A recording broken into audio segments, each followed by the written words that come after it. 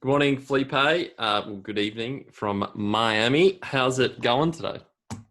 Hey Brady, what's up? Long time no see, man. Mate, long time. Well, we just caught up a little bit before, but haven't missed a beat, mate. It's like we're back in Latino days. Yeah, man. Yeah, my English is even better now. What do you Imagine mean? that. Jesus, what do Oh, you I don't mean? know. Here in Miami, I don't speak English hardly ever. What do you mean? Gee, well, I'm glad you've got the opportunity to speak English today. That's great. That's really, really good. I So, need to. I need to practice it. That's good for me. Thank you. Thank you for I, hosting me, man. yeah, you were welcome. I'm glad I can provide this opportunity for you to practice your English. That's fantastic. So Felipe, I know where you're from, but the audience doesn't. Where are you from, and when did you start golf? So I'm from Caracas in Venezuela. Uh, Perfect. it's in for many people that watch Brady's channel. It's in South America, the The most, northern part of South America with the best women. the best women. Jeez, I haven't been there Yes. yet. Jeez, far out. Yeah, they're good. That's all Okay, I have to say because I'm look at married. it. Come on, I'm married now. It's done. It's over. Yeah. And I started playing golf very early. I started playing golf around 6 or 7. That my dad just took me and my brother down to the club, and he said, "Grab some lessons from the local pro."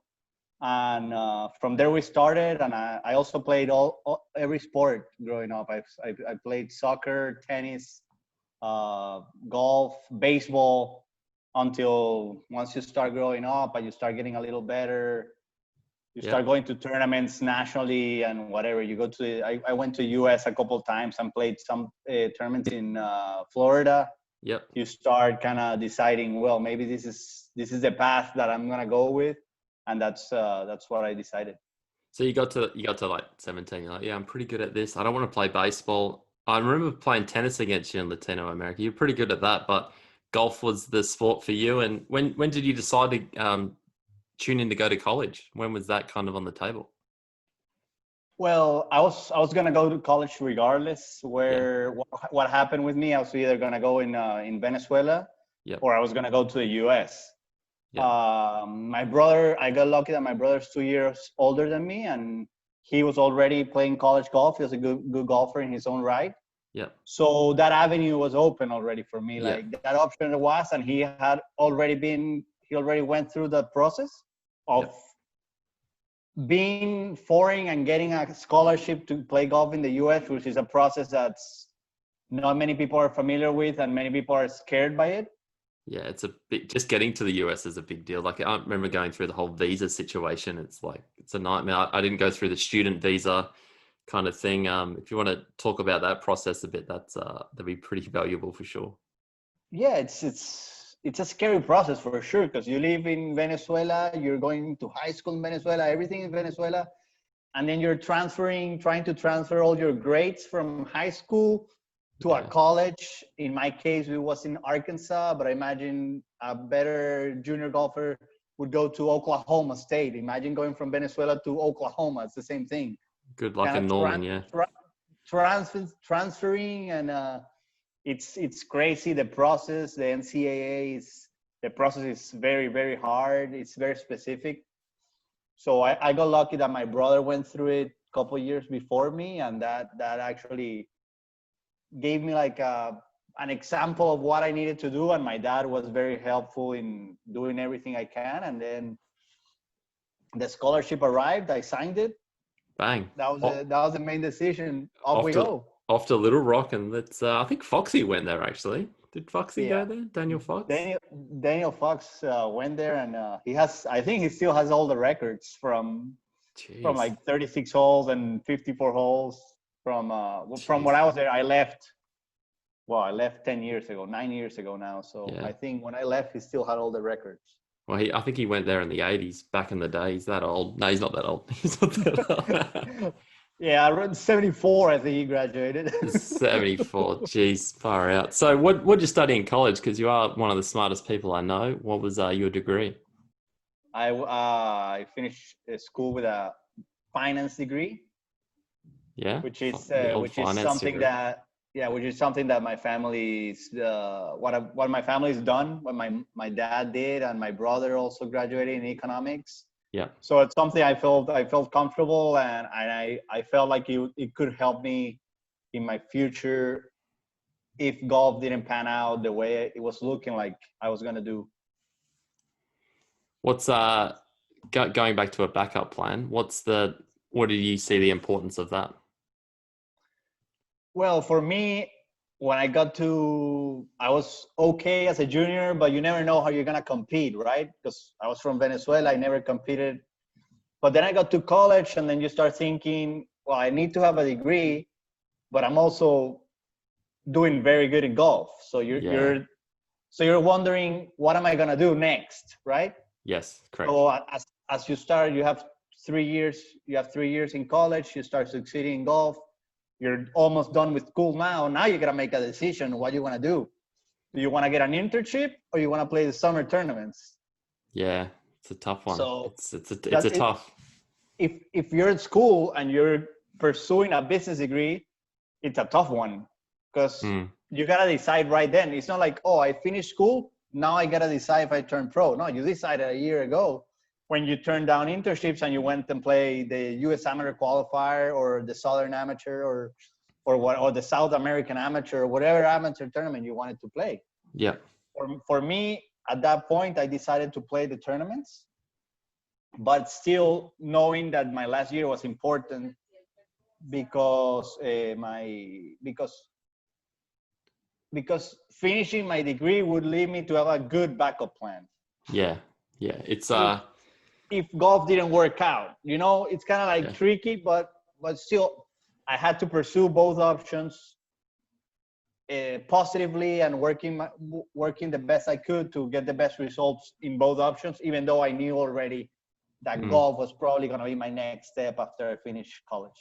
Yeah, you definitely that whole US college system, they definitely set you up to have that backup plan, but it is tough when you are doing quite well at golf. You're thinking, well, I didn't go through the college system, but I had a lot of friends that did, and it's like a lot of them that want to get a job straight out of college, they need to do those internships, and they need to like give themselves that opportunity to get a job out of college, because it is quite cutthroat. Definitely the same here, and especially with the global climate and everything, keeping a job right now is like the toughest thing in the world. But it's interesting because in Australian golf we don't really have there's not that big push to kind of go to college or get a degree or anything. It's kind of like, well, you're really good at golf at 18, 19. Well, the Golf Australia's kind of look after you for 4 years, and if you don't make it onto a big enough tour, you kind of at 23, 24 with no degree, and you're kind of not sure if you're gonna be able to make it on tour. It's a contrasting issue for sure.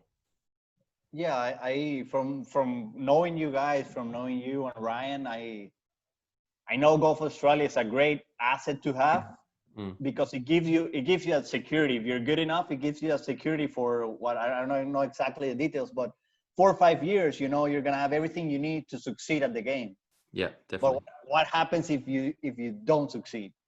Yeah, That's and there is a lot of people that don't succeed. There's only a handful that have through, especially through our years, and it's like, what's that other 95% do? They don't have a degree. They don't really have experience in anything else that can land them a job. Even getting night fill, that kind of seems like the toughest. You can't even get that now. It's like yeah, yeah, it's yeah. it's Well, it's interesting. when you yeah, it's very interesting with Golf Australia. They help you out, like I tell you. But if you don't succeed at the end, you kind of like in that middle point where you don't know if you want to play golf, but you don't have the skills required to get a job at the moment. At the Yeah, moment, you have to do some courses or whatever if you want to go in another area. But you're very prepared to be a golf coach, a golf pro, a country club pro.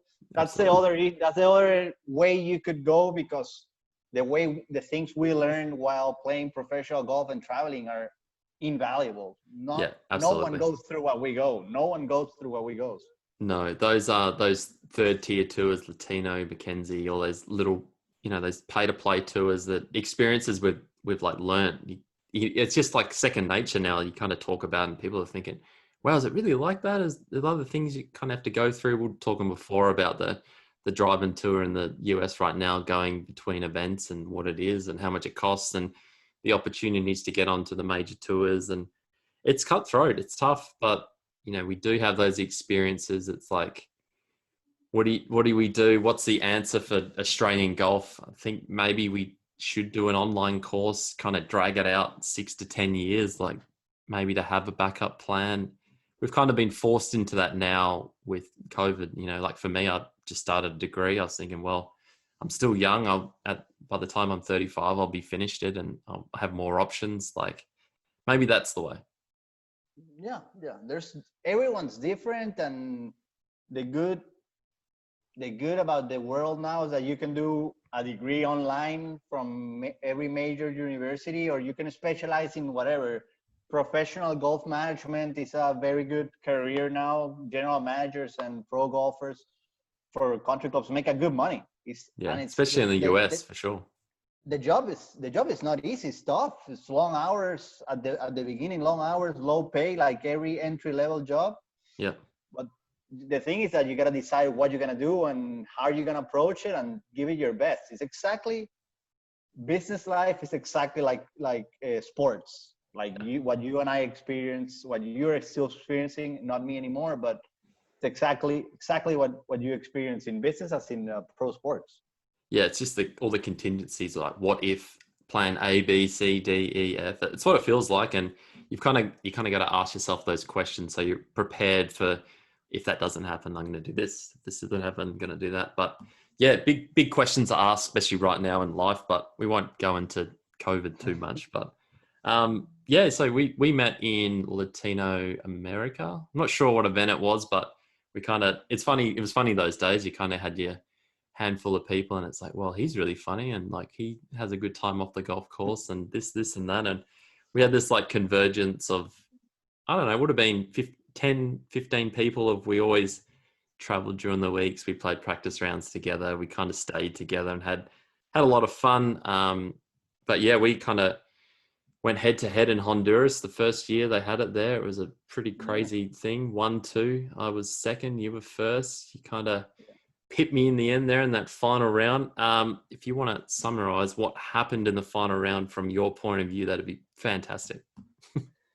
Well, the first thing I always, when my family started asking me like, hey, because we knew, they knew that you and I got along good, we'd stayed together many of the times. I was like, hey, so how did things end up with Brady? And I was like, the funny thing is I think we had breakfast and lunch that day together. Breakfast, lunch, Before, and we had dinner after. Yeah. And we had dinner after. We had So dinner, basically, I remember we went to the hotel and had some drinks and dinner afterwards. Yeah. So the good thing about that scenario was the relationship never changed. No. That was the best thing for us. The relationship never changed. So that was a good thing for me. But in regards to the round, I started one up on you. Maybe I think you were one ahead. Yeah. One ahead. Yeah. One ahead, I was yeah. like 18 under. You were 17 under. So that would have been about right. Yeah.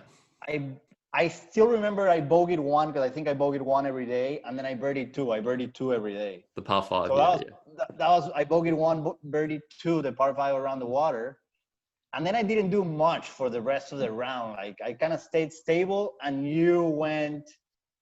you kind of blew up on 7. I think you hit in the water right on that par five. That par five just, I didn't know what to do. I was like, do I hit hit in the fairway? Do I hit in the fairway bunker and then lay it up? It's the worst layup. But if you hit a good drive, the second shot's horrific. And I don't know. I still don't know what to do today. Yeah, no one knows. I don't think Gary Player, who made the course, knows. Gary's like, you just get in your cart and you drive to 8 and then you just move on. From 6 to 8 and you put 5 and you write down 5. 5, don't worry about it. I remember you struggled there, but then you came back and you birdied like 9, 11, and then 13. And we're tied up going into 15, that par 3, tough par 3, remember? Out of bounds left and the water up the left. It was funny, the hole before, 14, the pin was like right against the out of bounds post, long par 4. The wind actually changed, so we had to hit like 4 irons in. It was like a really long hole. Uh-huh. And I think I might have hit hit after you went up there and just like ripped this four-iron like up to 10 feet. I'm thinking this guy's Yeah, crazy. I remember. The pin's like right next to the OB. I'm thinking I don't think I have the balls to hit that shot. I'm just gonna dump it on the green to 30 feet, 40 feet. And I think I two putted, you missed, and we're still square going into 15. And I had the 15 tough par three. really tough Tough par par three. three. So Out of the bounds OB on left. the left, yeah. Wind off the I'm left. blowing wind of the left, like 210. Pins right in the back of the corner. I had the honor, and I had the same thought. I thought I just hit it on. So I hit it on the front right, and I thought, bugger it, I'm just going to hit it there and not hit it out of bounds. And you did it. You just that was probably the turning point. You just got up there and just ripped one up there to 10 feet. And I said, this guy's Yeah. crazy. Yeah, I ripped it 10 feet past the hole. I remember. I put it backwards. Everyone was like, what are you doing over here? You hit it. No one's ever tried to hit it in that spot, and you hit it. And I had a really tough putt. I think I three putted. It was just over the You hill and three up and putted, yeah. around, and it was really tough. I made four. You made three, and I was still one behind with three to go. And then next hole, we both hit a pretty good drive down there, and Pim was kind of front right. You hit it like I remember you hitting an awful wedge shot, like It was an awful wedge shot, yeah. down the back tier. You've hit two of the best four-irons of your life, and you've hit one right down the back tier. And I'm thinking, all right, perfect. Here's my opportunity to get back. I hit a good wedge shot into 8 feet. Yeah. And I was thinking he'd be doing well to two-putt this. So I marked my ball on the side of the green, and if you want to go on from there, that'd be fantastic. Yeah, it was. I don't remember much of it, but I remember it was like 45 feet over a hump. I don't know what I was doing over there, first of all. But I remember crazy that ball. I don't know. I just put it. It just went in the hole. Crazy. I was just thinking, no way, he's I going to make it. still don't know what happened. I still don't know what happened. He just whacked it hard enough, hit the back of the hole, went in. I missed mine. I think I birdied. I nearly chipped it on 17. Well, you were two up with the last. I parred 17 too. Parred 17, 18 water down the left. We both hit good tee shots. You dumped it on the green to like 60 feet, whatever it was, and I hit it. And you hit it close. Hit a really good 7-iron to 10 feet, and I'm thinking, if he three putts this and I hold this, a bit of playoff action, but you nearly made it from the side of the green. Yeah, I hit it to this far. I still remember that. I was kind of surprised you didn't make it off 15, 16, but yeah, crazy. Yeah, I think that was my lowest score in relation to par. I shot 21 under. Yeah, that was 21. My lowest score. Yeah, I was 19, come second. You won the biggest trophy in the history of golf. I remember it was just this huge, vase or whatever it was, vase. Yeah, like a It was like a painting, native, like a native Honduran painting, kind of like. But it was like a meter and a half, and it was bigger than your caddy. Yeah, yeah. My caddy. That's a funny story. Sandra. She was, the only lady caddy. 45-year-old lady that on Tuesday almost passed out. And I talked to her on Tuesday, and I hey, like, Sandra, are you sure you're gonna make it? Because it was very hot. You remember, it was like 100 degrees every day. So like that was the hottest place in South America. I remember. So it was like before we got to 7, I think it was like the par 5 where I just kept on hitting in the water. But 6 is like that really hot par 4 that kind of goes around. It's in the first 6 holes are in the jungle, and then the next 12 kind of go around the beach and the resort or whatever. I remember I put my marker down, like marked the ball, had a 10-footer, and walked around. You had your putt, blah blah blah, and then I put my ball down, get ready to putt. I pick up the marker, and it's burning my hand. I put it in my pocket quickly, and it's burning. It's burning my leg because it's like, it's like 40 degrees, 100% humidity. Horrific. Yeah, that was crazy. That's what I told Sandra on Tuesday. I was like, hey, are you sure you're gonna finish? Because it's not Tuesday, it's on Sunday that you need to finish. You're not gonna make it. Yeah, she told me straight in my eyes. She looked at me and was like, I'll finish even if on one leg. And she did. She finished. A legend. She finished. Only lady. She actually got a job at that course for like the next couple of years. Oh, did she? A full-time job. Right. Look at you just setting people up. Love it. Well, yeah, that was definitely a cool week for both of us. We had dinner after, had a couple of beers. It was fantastic. You're just happy for your mate. We both played really well. We're both happy to finish 1 and 2 outright. It was just is what it is. you kind of go head to head against your mates, and it's just fantastic. You had the balls to hit the 4 irons. I kind of didn't hole any putts. I don't know what it was, but yeah, I reckon a top 10 in any 4 round event is a good week. That's especially there was so many good players that week as well. Like looking back on it. Yeah, if you look some of the leaderboards, if you go back and you see where you stood up, there's a couple of guys that are playing regularly on the PGA Tour That have won on the PGA Tour. I keep looking Yeah. like Nate Lashley. I think he won, and this person won, and this person won. It's like far out. Like we actually plan to get some pretty good players. Yes, I still remember the third round in Honduras that year. I have a picture with Adam Schenk actually, Yeah, and Adam's playing. I think he's been 3 or 4 years on the PGA Tour now. yeah. Mr. Mizuno gets it done. He Jeez, be very solid Mate, solid player. he hit it really, really good. I think it was that year at Tour Championship. We roomed together again, and then I think it was Mitchy K and Ryan. Mr. Maka, but we all roomed together that weekend. Yeah, the Yeah. top 20 people there were ridiculous. Like I think half of them on the PGA Tour, and we kind of just missed it. Maybe, well, you're at your full-time job now, but I'm going to give it another crack when we can actually fly across the world again. But it might be a little while. So yeah. So when did you hang up the clubs? Why'd you do it? What you thought? Well, Backup plan? What happened? well, the backup plan was out the window when I was winning. When I was winning and playing good golf, and PGA Tour, I baby. finished Let's go. I finished second the year afterward in Cordoba. Yeah, I was yeah. playing good. I never thought I was gonna actually need to get the job, but I don't know. I lost the passion for practicing. I stopped practicing as hard as I should, preparing as hard as I should, and then you start showing up to tournaments and you realize you can't win them. Yeah. You want to say to yourself that you can win, but you're not prepared to win. And that's when Yeah. I told myself, like, I think it's time for me to move on to other things. And I remember playing my last round. I told myself, like, if I don't feel I'm not competitive today, I put myself. I was like, today, if I don't feel I'm competitive, and I made 8 birdies, 7 bogeys, and 3 pars. I tapped out on 18, tapped it out. I was like, I'm done. That's it. I'll And that was it. take my one under and get out of here. I played, that was 2 years ago now, or yeah, almost a year and a half ago. And I played 4 or 5 times since then. Yep. Well, it's interesting. I think a lot of people go on. It's probably a very broad statement, but I think a lot of people play on a lot longer than they should.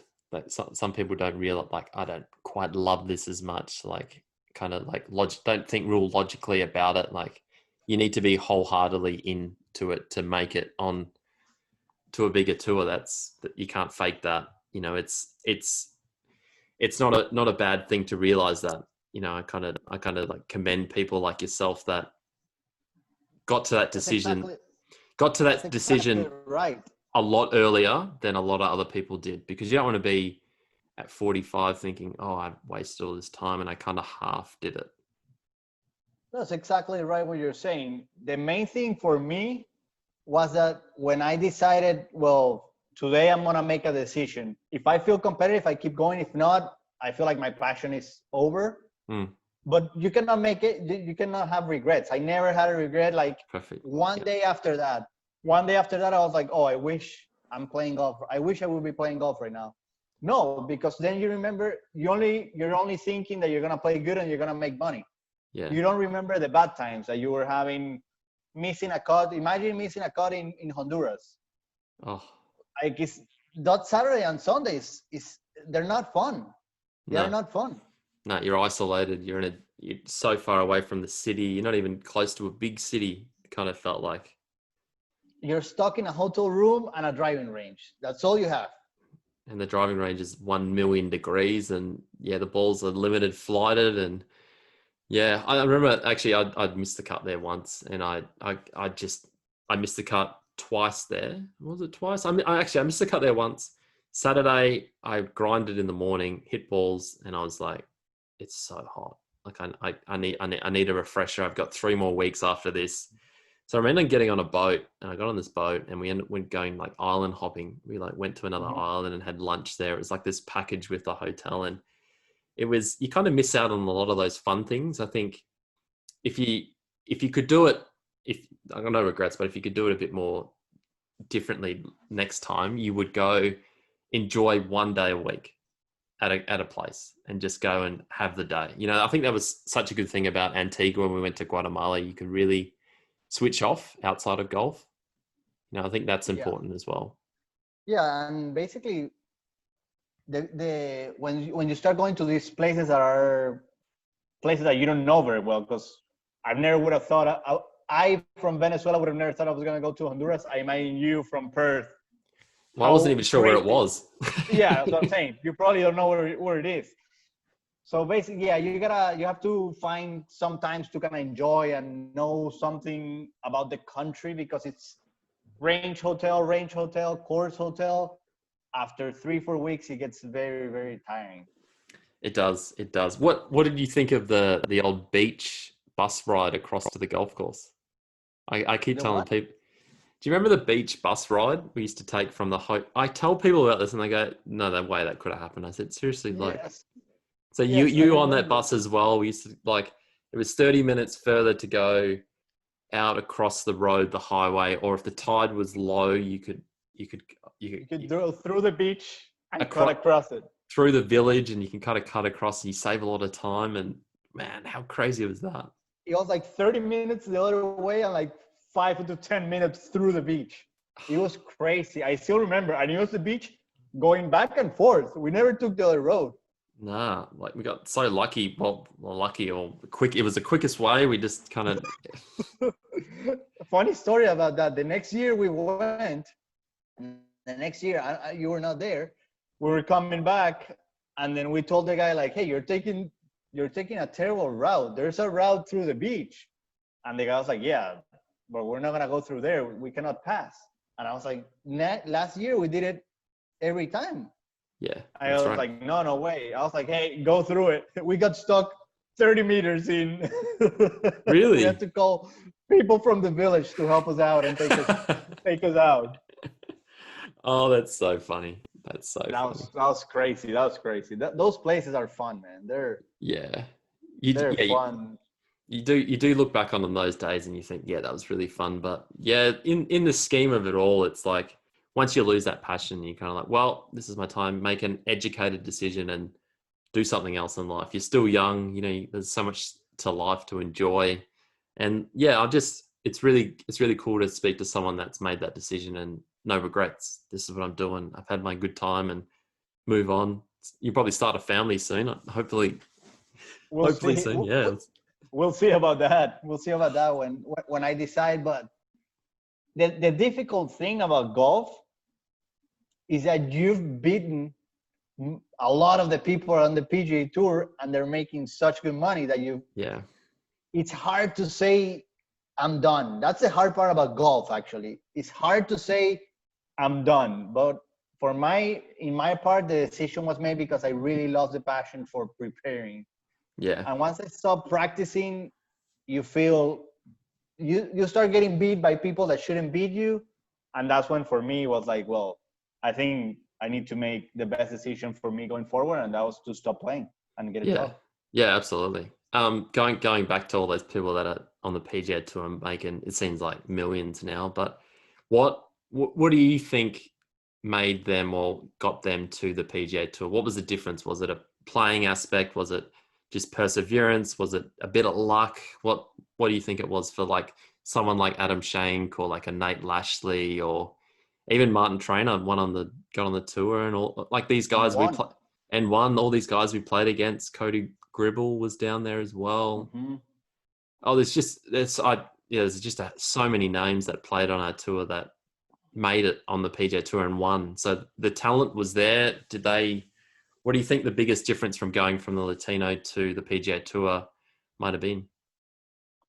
So for me, that part goes to, in my personal opinion, the way I see it, that why I didn't reach what I thought was my potential Mm. was that golf being an individual sport, I felt like I stayed too much into myself. Like I didn't express my opinions with my team when I was Mm. playing my best. When I was playing my best, like in Honduras, I had a routine with my psychologist that I did every day, every night, every morning, every night. That routine was Yep. always there, but I always did it more religiously when I was playing well.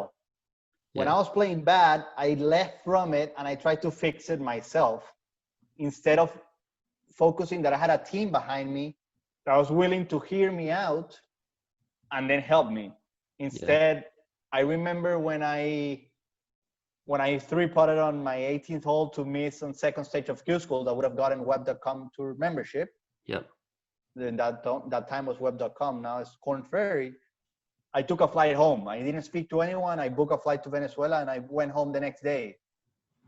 And Yeah. my It's mom and tough. dad was like, It's tough. "What are you doing here?" And I was like, "Oh, I don't want to talk to anyone." And they were like, "Well, but you got to talk to your psychologist. You got to talk to your coach. What's going on? What are the plans moving forward?" And instead, I went like inside myself and kind of like It's tough. blame myself for it, which I should have done, but talk to other people about it and see how they could help.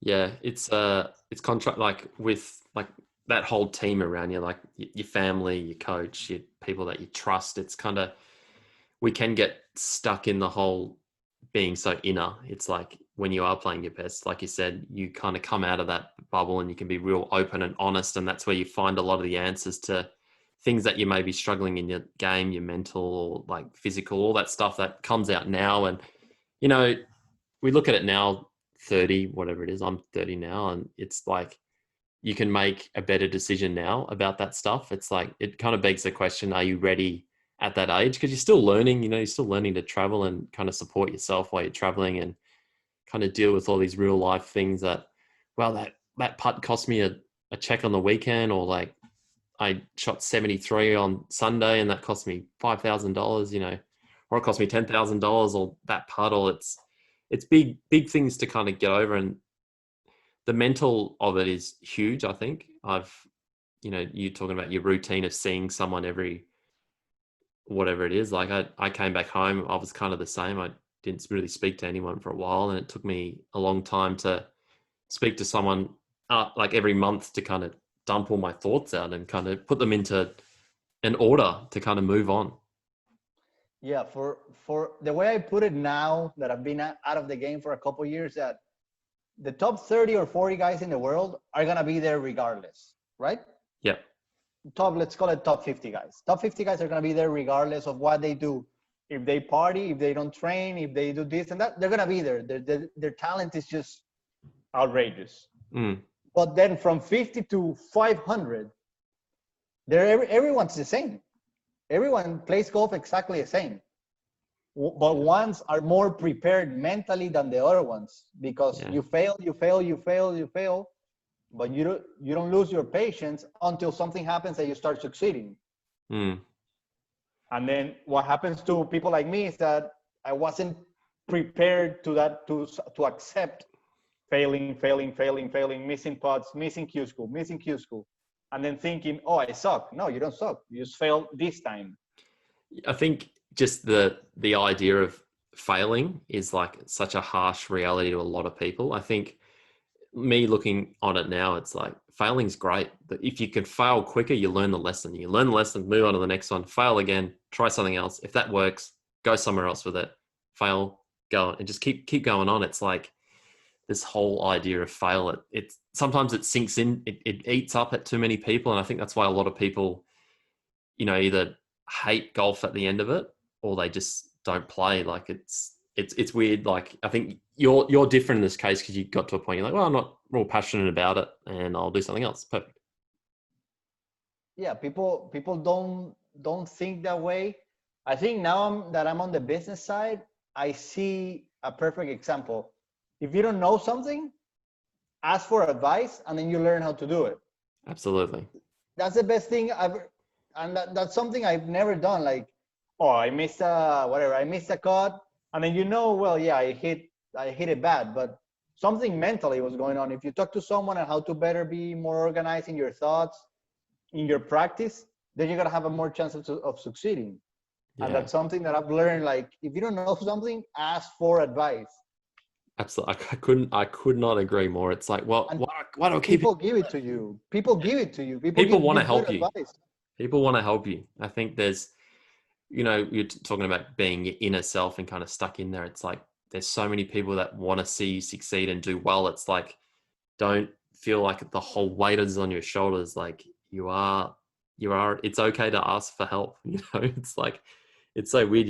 You're fearless in your 20s and you're thinking, I can do this all on my own. And it's like, no, it's okay to ask people for help. But Yeah, and yeah. then what I've been amazed is these young kids on the PGA Tour now. They have 6 people on their team. Mm, They have a lot of people that they rely on day in and day out. yeah. And I'm thinking to myself now, why when I was 23, I didn't rely on people. Not obviously they couldn't travel with me, but a phone call, a text, anything. Well, we're so lucky now. We can literally just pick it up and video, and it's like we're like in the same room, and it's like that interaction is here. It's just, I don't know whether it's putting your pride aside or just thinking. Mm-hmm. I think that there's a lot to say about that. It's like maybe I don't have all the answers. Like there's so many resources around, like you're saying, like people are here to help. Yeah, when you start discussing something with anyone, the first thing someone naturally says is, "Oh, I know." Well, you don't know what I'm about to say. Like, hear my point of view that I might help you Yeah, understand this topic a little better. When you start discussing with anyone and you start putting a different point of view of what they're gonna say, they say, "Oh, I know." Well, you didn't know that. Like, there's different versions of every thought, and it's very important to understand that, and someone else is willing to help you. That's the crazy thing. When I was playing, I was never like, oh, I can help myself, I don't need any help. And yeah. it's like, that's not true. That's really funny. Well, not funny, but it's like a story I think about always. I used to always say to my coach, like in my 20s, thinking, "Oh, I've got it worked out. I'm on plane, and this is how I'm going to hit it." And I got a lot of those videos on like tape, and like I look at my 2013, 2014, 15 stuff, and I think you're so far from it. Like you thought you had it. It's like, gosh, if you just listen to someone else who is in a more he's been coaching for 20, 30 years. Like he knows more than you. And if you obviously trust him and just listen more, it's just like you think you've got it. I always just think, geez, I was just so far from it at that time. And it's, I don't know, you gotta go through that to learn the lesson. Definitely humbled from that experience now at 30, thinking, all right, I'm still young. I still want to do this. Like for me, I love it. I'm looking forward to getting back out there. And there's so many things. I've got the time now to really put a different plan into place and kind of, all right, this is how I'm going to have my next launch at it. But yeah, it's an interesting time. Yeah, and golf is crazy because once you understand certain things, the sky's the limit, Yeah. and the living to be had is very good. It's very Yeah, good. definitely, especially on that PGA tour. But going back to, so you reckon 6 people around you, 6 important people you trust, and that's how people got from our tour to the PGA tour. Is that kind of how you see it? They got lucky, played well. They They definitely needed play to play well. they're good players, and they Good play players. well. They play well at the right time because they were prepared to play well that day. They were mentally prepared and physically prepared. Mm, I know when I got to the time when I was about to go from Latino to Corn Ferry Tour, I wasn't prepared. That's the truth. I wasn't prepared mentally because I got yep. nervous and bogeyed the last hole while trying to make it. So Yeah. now I realize I thought I was very prepared, but I wasn't. I just missed it. I three-putted the last hole. I wasn't prepared, Yeah. and that's why I stayed in Latino for what, 5 years. Yeah. So it's like be ready for when the opportunity comes Yes, it, exactly.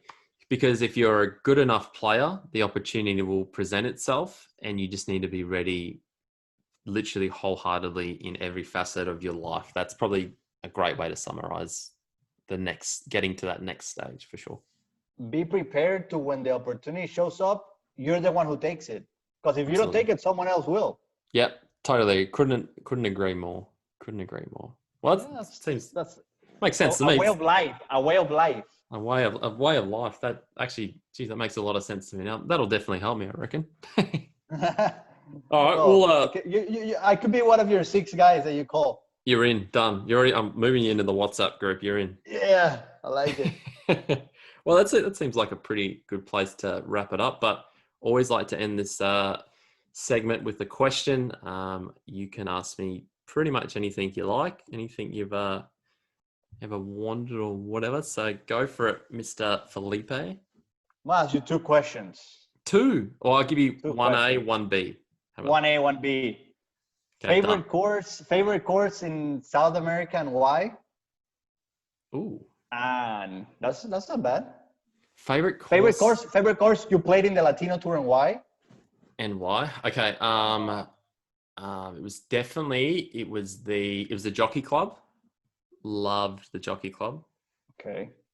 just because it was Mackenzie design. It's just like wicked, really really cool. I think Really they hard greens, remember? really really hard greens. I remember the 10th hole there. It was kind of one that par 5 wrapped around. It was like Yeah. 400 Kinda like, meters. yeah.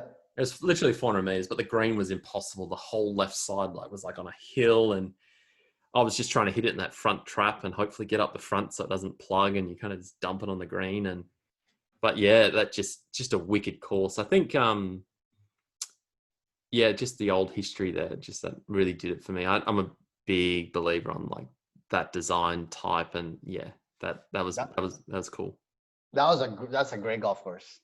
Yeah. That was a great. I think that tournament too. I played well. I finished like 7th or 6th or something. I I remember I think played well. we both played very well there because we loved it. We loved actually Yeah. the design of it and how hard it was. I think the scoring, I think every Argentinian Open, the scoring was, you didn't have to shoot really low. No, it's like 7 under wins it. Yeah, and like, yeah, I think who was Grillo was down, he came down and played, and Yeah. Angel always plays that event, and the world ranking points are crazy. But yeah, that was one of my favorite courses, and yeah, I would definitely, if there was another event down there like an Argentinian Open, I don't know, I'd get on the old email machine and see if we can get a little sponsors invite from Claudio, get him going. That's a good answer. Good answer. And the second one is, what would you think is the difference for how Aussie players grow up and develop besides comparing to American players? Like, what's the difference growing up, and how does it differ from, not call it from Venezuela because we don't have a junior program, but Yep. in Australia it's very structured. Yes. So With Golf Australia, and in the US, it's kind of like everyone does their own, and then they go to college. yeah, so I think the emphasis of having this is kind of just going like, we fundamentally and like technique wise, we arguably in Australia have like the best swings, I guess. They're looking, it's a pretty swing, or like fundamentally we're pretty good here. We have all the structure and stuff. I think the emphasis on scoring is not as high as it should be. I think we kind of give up. Like, I've noticed that coming back to Australia, if I can't shoot 6 under every round, I think it's over par, like in my mind, just because I've been in the US and I know the scoring and the emphasis of that. And people are like, I shoot 3 under and people are like, oh, you played really well tonight. I'm like, that's over par. I missed a cut. Like literally like 7 under's the cut for 2 rounds. You need to get your head around that. And people are like, no, you're playing well. I'm like, nah, I've blown it. That's my week gone. That's what it feels like, especially trying to get onto the PGA Tour. But I think the difference would be in the US, you just look at Matthew Wolff, you see all these guys, the bowed left wrist, it's all this way. They go through lots of really good parts in their swing, just before impact, they're all nailing it there, and they score really well. The emphasis is scoring. They're shooting 66s at 15, it seems, and they're getting college offers, and like those freshmen going into the big schools like UT, Alabama, OSU, Oklahoma State, Oregon, Illinois, they're all shooting, at 18, 19, they're ready to go. They're honestly, they just need to develop their team around them, but their scoring is ready. They just need to get a bit stronger, whatever it is. But we don't quite have that here. The emphasis of scoring, like really, really low scores. That's what it seems. It's kind of me summarizing it. That's pretty good. I was amazed by how many people shoot that many under par in the US. Like the volume of people that can shoot 6 under a day, it's crazy. Yeah, and you've got to take that on, I think. And they can shoot that long because they're not worried about the swing. They're trying to hit it as far as they can, and they can all putt really well. So, and they all putt really well on bad greens that are grainy. Well, not bad greens. They're just, we grow up with perfect greens here. Like, we go and play at, Royal Melbourne or Victoria or Peninsula Kings where I'm at. It's pure distinction. You don't actually see the ball bounce. It rolls perfect. So we kind of get groomed on perfect stuff. So that was the biggest jump going to South America. Some of those greens we putted on were, not as perfect as here, and everyone still hold everything. So you had to get your head around that. It doesn't matter if I'm putting on, the lawn outside, it needs to go in still. And that emphasis of scoring, I think, is just huge. And they hit it further because they want to hit it further. The courses are bigger, which is... The courses are bigger. The courses are bigger. So I've kind of, when I play here, because, you get run here, it doesn't plug. There's no mud balls or anything like that. So I just try to hit everything. Like, seriously, when I just play socially, I just try to hit it as hard as I can. Like, I'm trying to hit it 350 meters, trying to hit it 400 yards. And everyone's like, oh, you hit it far enough. I'm like, you don't. Like, you need to... It needs to go farther. It needs to go farther. The thing is, if you can hit it, you can kind of see what Bryson's doing now. If you hit it straight and you hit it 190 mile an hour ball speed, no one's going to beat you week in, week out. Except Colin, I'm going to say Montgomery there, but the guy just won the PGA. Morikawa, what a talent. But he hits his forehand as straight as he hits his putter. It's crazy. Yeah. Like me in Honduras. Mate, your forehand, serious, that one, you get your forehand, you put it on the wall, and I'll come and sign it one day for you. Well done for winning Honduras Open. I have the ball somewhere. No, I don't. Oh, no, I don't. Your caddy's got it. Yeah, Sandra's got it. Sandra, good on her.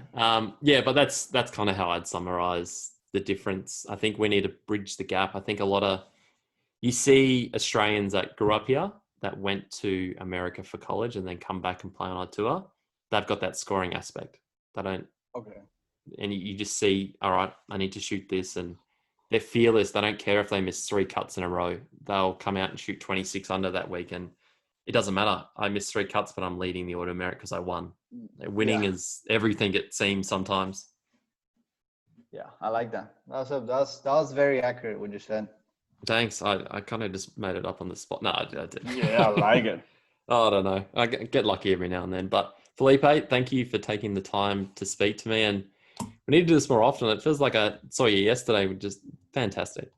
Yeah, man. Let's do it. Thank you for having me in your channel, the What's Up podcast. No, that's it. That's it. Just trying to get people who have a lot to add, a lot of value. Just the real people, the real people of the tour. I really enjoyed talking to you, and I really hope this is well received by a lot of people. Thank you, man. I hope they understand my English. Mate, your English is perfect. It's rusty. It's rusty. I get to practice it. I hope this practice session was good for you. Yeah. This was like a practice round. Cheers, Felipe. But thank you for having me, man.